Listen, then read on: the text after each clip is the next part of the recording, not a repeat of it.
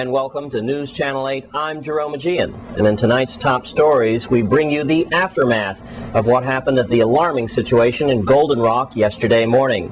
Here's News Channel 8's Wes Small reporting from Golden Rock, giving us an update on this situation. The aftermath of the Bates trucking driver who was killed right in this area. Let's take you back. It was around 7:30 yesterday morning where, again, we heard a volley of 6 shots, 2 in consecutive order, 2, and then around 11 shots. But we believe that the perpetrators came right up through here. As the camera pans and you go through this area, it leads to the bottom of JFK. That, we believe, they used this area to shoot and execute 33 years old Stephen Williams, better known as Bombelli, as he was shot down as he was picking up garbage. The dumpster was right here where I'm standing. The truck, the Bates truck, was ahead of me here, and Bombelli's body, Stephen Williams' body, was found about 20 or 30 yards or so forward to me. There's a lot of speculation today on about what's going on, and we now believe that one of the 3 men who were taken into custody yesterday has been charged with first-degree murder. His name, Rasen Johnny Williams, 20 years old. We'll try to get his picture up for today. I'm working with Melody Ray's VIPD spokesperson as they're trying to get his picture up from the archives. 20-year-old Rasen Johnny Williams, who lives in the bottom of JFK. Now, behind me there, with that patch there, bulldozers are taking down the kennels and the remains of what used to be fighting dogs from that area. And we could best imagine that the VIPD and federal agents will be monitoring this area in time to come, possibly cutting the bush down again to make sure that these fighting dogs don't continue to be bred here and so forth. And the bulldozer, you can see going back and forth here from time to time. So again, this is the spot where the dumpster was. This is where the Bates truck was. Ahead of that, the body of 33-year-old Stephen Williams. The suspect in custody today, who will certainly go through an advisor rights hearing before the judge, is 20-year-old Rasen Johnny Williams from the bottom of JFK. Right now, that's all we know. Evidence is still being gathered by homicide detectives and forensic experts at this scene.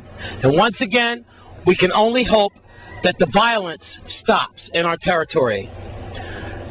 Reporting from the aftermath of what has been a very violent 48 hours in our territory, I'm Wes Small in Golden Rock for News Channel 8. And in other top stories tonight, we turn to St. Thomas, where the shootout that occurred over the weekend has revealed 2 suspects have been turned into custody.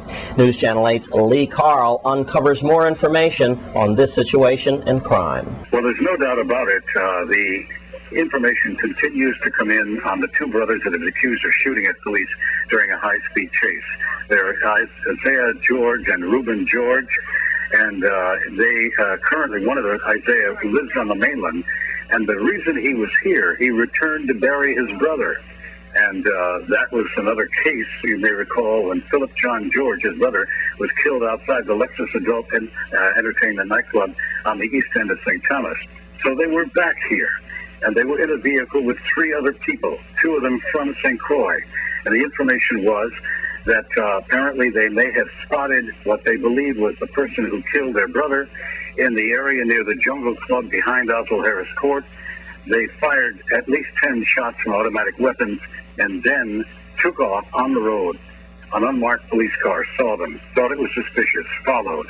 They went all the way into Four Winds, a heavy area for shopping, and they fired at police once the police tried to apprehend them.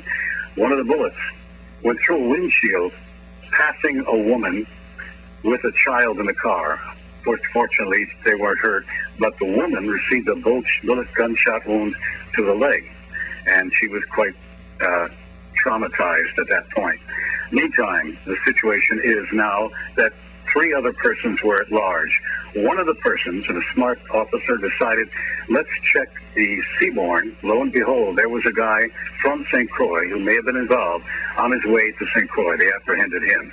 So at large, at this moment, in this shooting incident that took place that saw 1 person injured and 2 people down at the hospital, was apparently these 2 people that are still at large in the bush. The forensic people, along with the St. Thomas Rescue, put large lights out into the bush. They weren't able to apprehend them. So the call is still out for 2 other persons of the 5 that were involved in this shooting spree that almost looked like a movie on TV. In St. Thomas, Lee Carl for News Channel.